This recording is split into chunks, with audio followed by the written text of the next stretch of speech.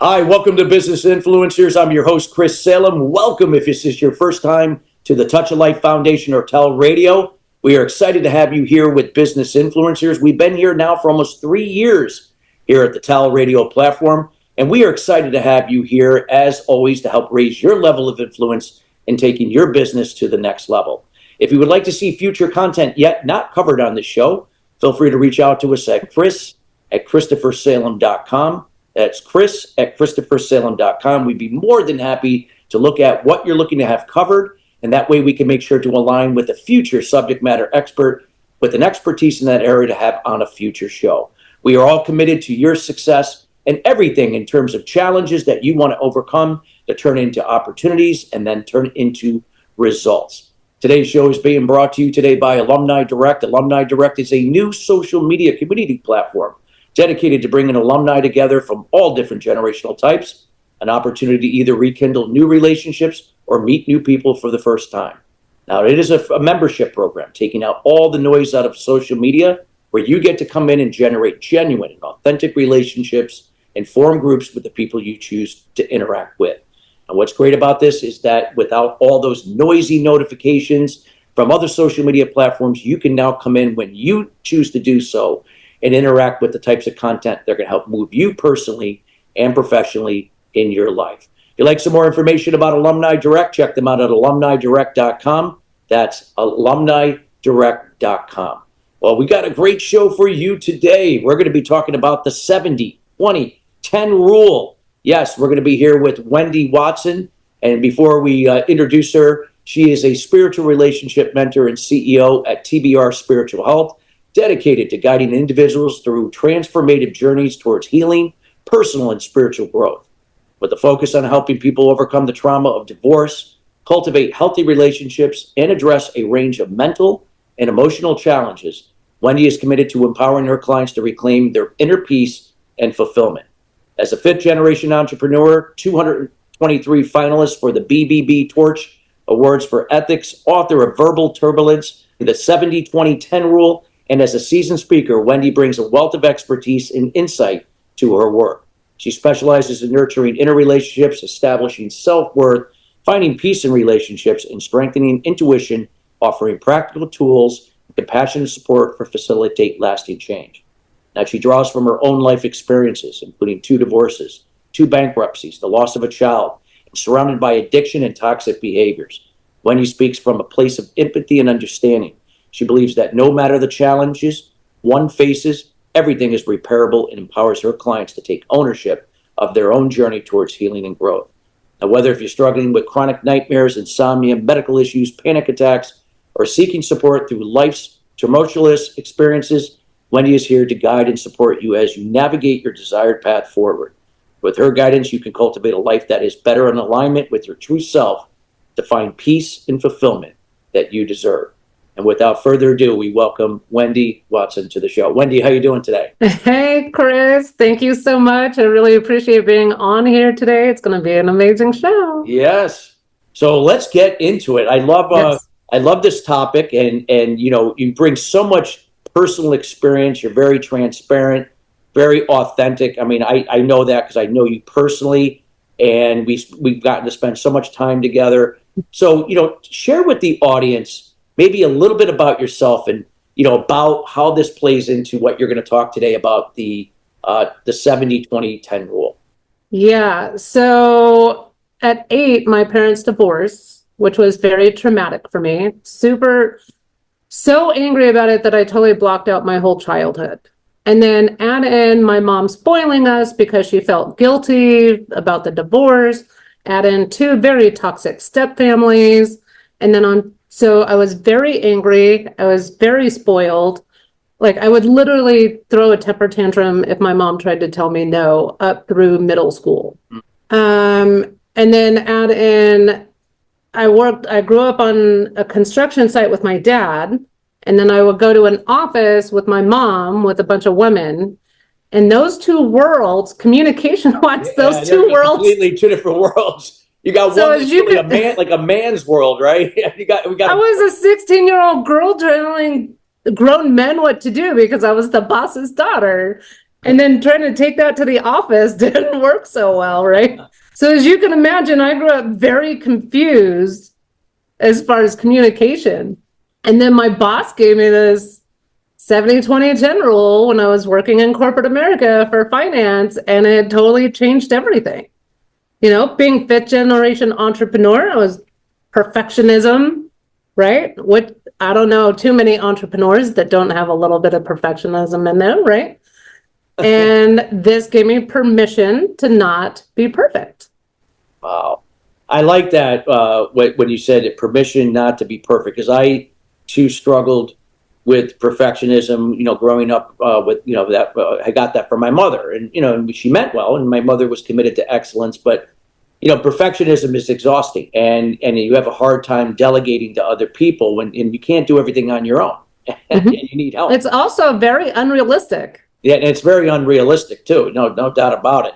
So with that being said, talk about that, now that it's not about perfectionism, it's about progress. So discuss the concepts of the 70-20-10 rule, as it applies to one's personal and professional development, and how that can really, even though nothing's easy, how that can bring more fulfillment in both areas. Yeah, let me just give you a little bit of context. So when my audit manager gave it to me, we were in accounting, and he tells me, we want 70% of the invoices to go through just fine. 20% needs to be escalated, and 10% we write off. And I was like, wait a minute, you're willing to write stuff off, like, right? New concept. So I took that and I looked at it in the form of communication. And I realized 70% of what people say is their own stuff. It's their own baggage, their own beliefs, their own emotions, right? Their own experiences. So if 70% is their own stuff, why am I taking any of that personally, right? 20% might be a combination of it being personal to them and personal to me, but only 10% of their communication was directly personal to me. So how can I sort through all the static of the communication, of the conversation that I'm having, and find the 10% that's directly personal to me and stop taking everything else personally? On top of that, if I'm communicating with somebody and only 10% of their communication is important to me, who am I communicating with? What kind of relationships am I building?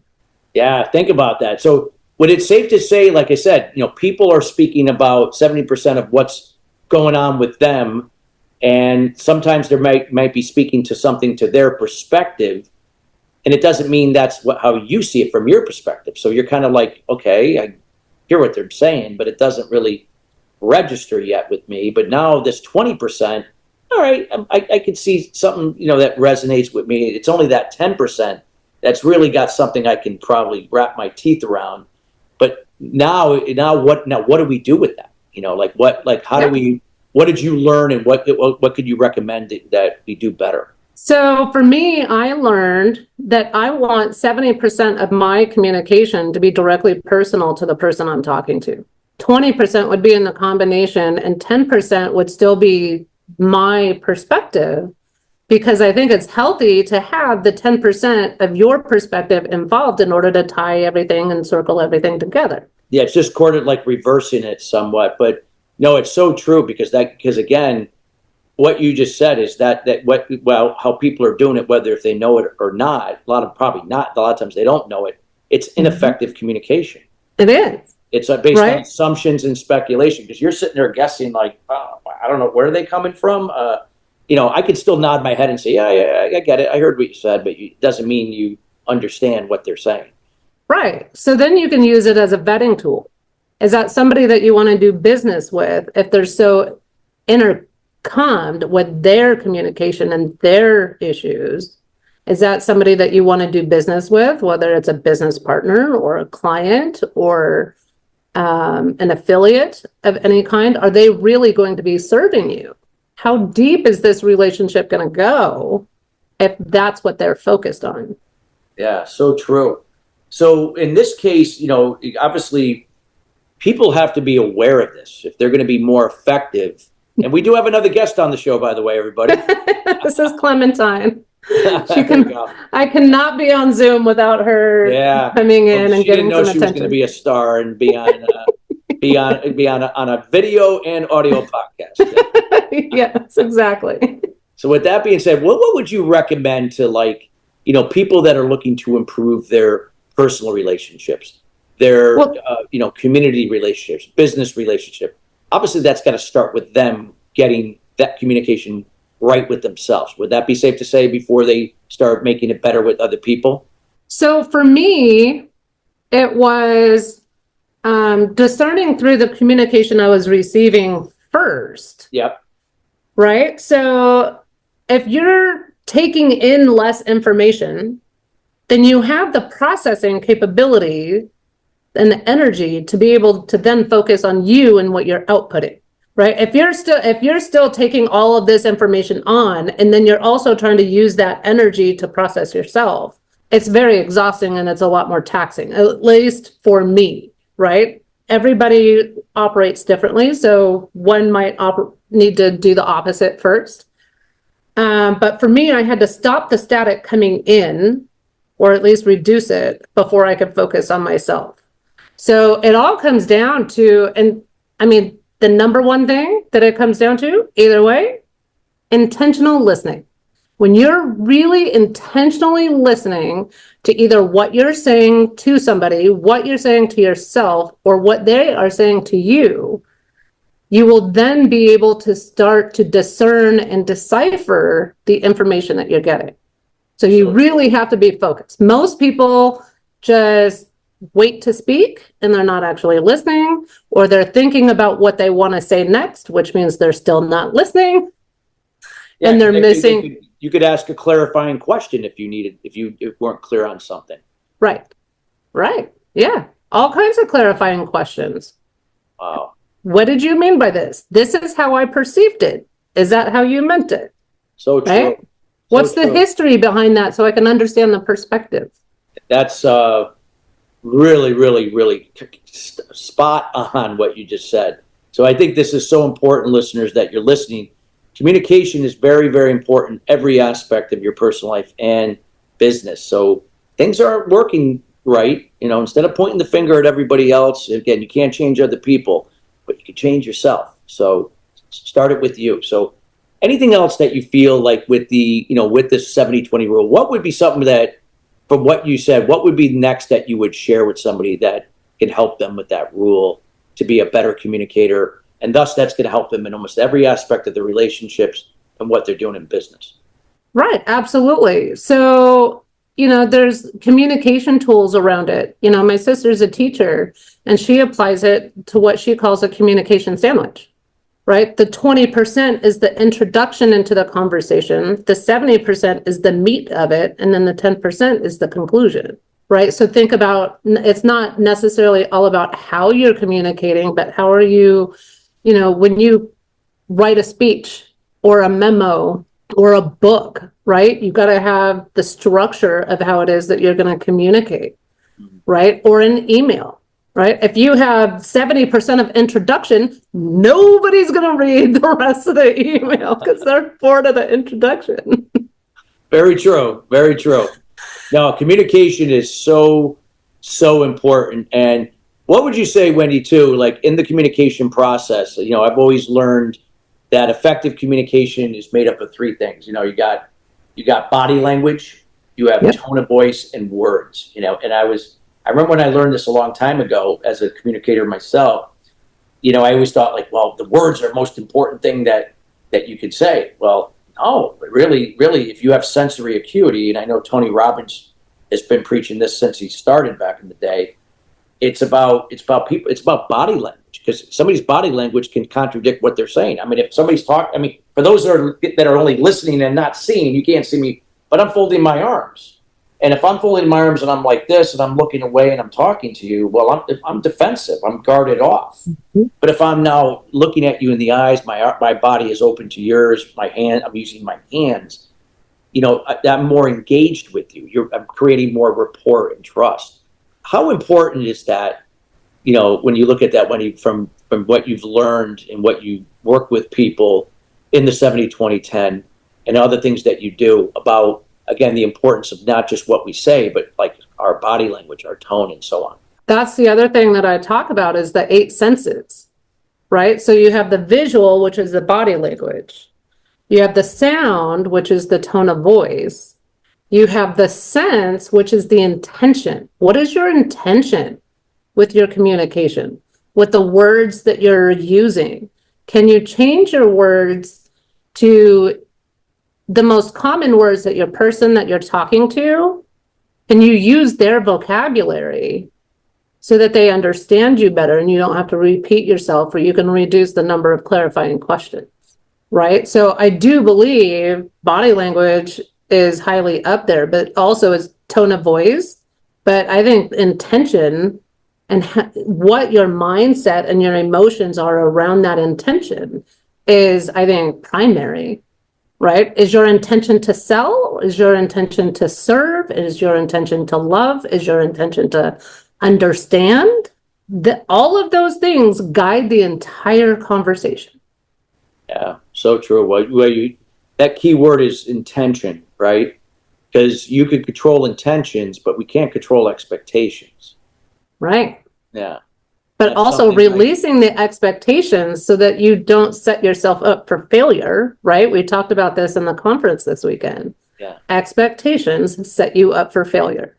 Yep. So if you go into a conversation with no expectations, then you open yourself up to the possibilities of what that conversation can provide you. Like you said, that's where that 70-20-10 comes in. Now, being mindful of that, you got to make sure that, again, is what I'm sharing now about the other person in terms of how they process the information. Mm-hmm. And maybe that means you have to ask questions, because sometimes you can't just assume, oh, yeah, I said it. So they now probably got it better. No, not necessarily. So I got to confirm. So, based upon what I shared, let me know what that means to you, or something along those lines. And now when somebody comes back, if it contradicts what you really meant, well, wait a minute, I guess I wasn't clear. Let me say that again. But, or if they do clarify, then they heard you correctly. Exactly. Yeah. Exactly. And you may have to say it 2 or 3 different ways before somebody understands. And that's why intentional listening is so important, so that you can try and find the vocabulary or find the perspective, right? If somebody's a basketball player, try and put it in basketball terms, right? And then it will likely be better received or better understood. But you have to be listening in order to be able to pick up on those things. So true. No, just powerful, powerful stuff with that. And I think it's so important. I mean, and how important it is when you're doing this, because this doesn't, especially if you're not used to this, this could take some time to make this change, where it becomes more consistent. So on that word consistency, is it important to be consistent, every day in order for this to stick? Absolutely. I mean, what's the science? It takes 90 days to create a habit, yeah. Right? So you have to be consistent. You have to be consistently listening, especially if you're really trying to develop a deep relationship, right? If you're trying to develop a 20-year business partner or a romantic relationship, you really have to learn and listen and pay attention. And therefore you have repetition, you have consistency, you have the habits. And once you make it a habit, it just becomes second nature. Well, that's it. I know for me, when I went through my big thing, and you've heard my story before, it was the same way. It took me time, but if it was going to stick, I had to keep white knuckling it in the beginning and kept doing it. Now it's like it's on autopilot, but I still never become complacent with it. I still treat it like like I just started yesterday, because I can never get comfortable. It's a process, and you never graduate. Just like cooking or riding a bike, right? Wow, so true, so true. Anything else as we, as we go into the final stretch of the show, anything else that you have not shared you feel could benefit the listeners when it comes to the 70-20 rule? We talked about in personal and professional development, but even if they're going to want to create influence, if they want to create some impact, whatever that, maybe they're a speaker or, whatever, why this is so important. I love that question. So I will tell you, right? So training and learning to be a speaker over the last year, right? I would get nerves getting up on stage. And I would try all these different tactics that you and all the other speaker friends that I have would tell me, and none of them would work. And you know it worked, my 70-20-10 rule, because I figured out what my purpose, what is your purpose when you get on stage? And for me, I want 70% of the audience to get at least 10% of the nuggets. And I want 10% of the audience to get at least 70% of the nuggets. So when I get up on stage, I use that to really pay attention to the audience and see who's getting what, who's involved, who's interacting. And then that tells me whether or not my speech was successful, because not everybody's going to get your message. Not everybody's going to like your style, right? Or whatever it is. So if you set realistic expectations, and that for me is mine, then it's like, okay, I've got my purpose. The nerves automatically go away. And now I can totally focus on the audience and my delivery. Yeah, so powerful. So true. And such great information that you shared here, and such valuable insight. As I know we head into the final stretch of the show, I want to give this time for you to let people know, how can they find you? What are you up to? Anything that you'd like to share with them? I also know that you have a conference coming up next year in April, I believe. And so I'd like you to use this time to share that with the audience. Yes. So first of all, if you want any more information on my 70-20-10 rule, how to use it for client satisfaction, employee retention, all that kind of stuff, just grab a copy of my book on Amazon, Verbal Turbulence. Yes, I have a conference. It's called the SaaS Cash and Class Conference next April 5th, right here in Denver. And it's all about teaching people that we can have it all. We can have the SaaS, we can have the cash, and we can have the class without feeling like we need to sacrifice anything. There's too many people out there that feel like they have to sacrifice their health and wellness for the kids, the relationship for the business or the career, or vice versa. And it's just not true. There's so many people out there like yourself, like me, and like all of our speakers and expert panelists that are exemplifying this. So come here, Sherry James, Tia Christie, Mamie Lamley, Tammy McVeigh, all these big name speakers are coming to the conference. We're going to have 4 expert panelists. We're going to have some dance parties mixed in and 1 or 2 workshops. But you're also going to meet some really amazing people, because I'm partnering with She Talks on this. Their business name is Lead and Empower Her She Talks. And it's all about creating a supportive, empowering sisterhood and getting rid of that negative competition, that toxicity that we have sometimes, and just uplift each other. And Awesome. Being around that energy is just intoxicating. And as we near the end of the show, is there an email, phone number, any place that you'd like to direct them to contact you? Yeah, check out my website, TBR, that's to be revealed, TBR, spiritualhealth.com. My phone number is 844-735-6090. Or you can email me at wendy@tbrspiritualhealth.com.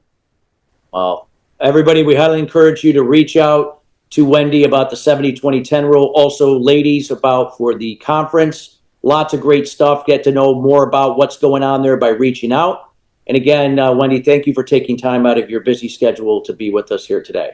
And thank you so much for having me as a guest on your show. This was really amazing. You're an amazing host. Thank you. And listeners, we want to thank you each and every week joining us here at Business Influencers. Again, we are committed each and every week in bringing subject matter experts like Wendy in to share their words of wisdom and, most importantly, their personal experience to help elevate your level of influence in business to the next level. Till then, everybody, have a great rest of your week. We'll see you next week. Take care.